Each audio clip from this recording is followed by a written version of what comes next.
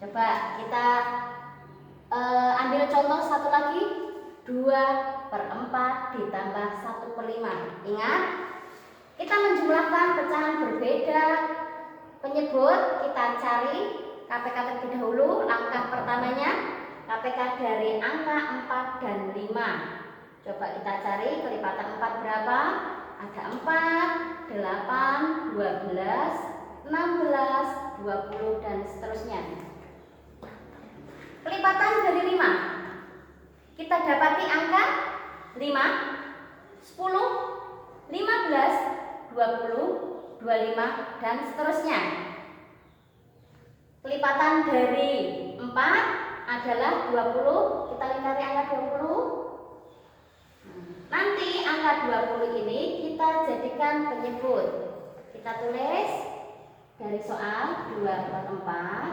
Kita tambahkan dengan 1/5 sama dengan, kita tulis dulu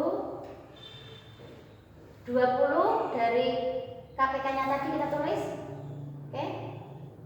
Setelah itu angka selanjutnya 20 kita bagi dengan angka 4. Hasilnya berapa? 5. Kita tulis di sini.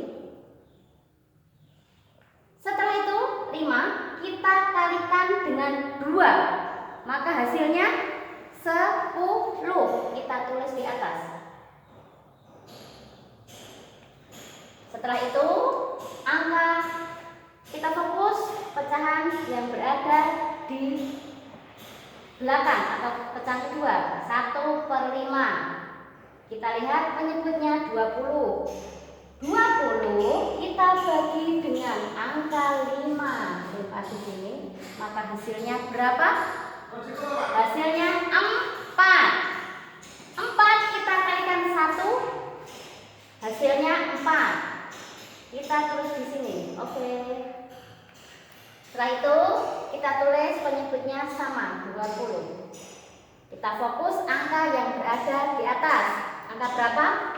10 ditambah 4. Maka hasilnya 14. Cukup mudah kan? Oke. Selanjutnya cukup sekian penjelasan dari saya. Kita lanjutkan lain kali. Wassalamualaikum warahmatullahi wabarakatuh. Dadah.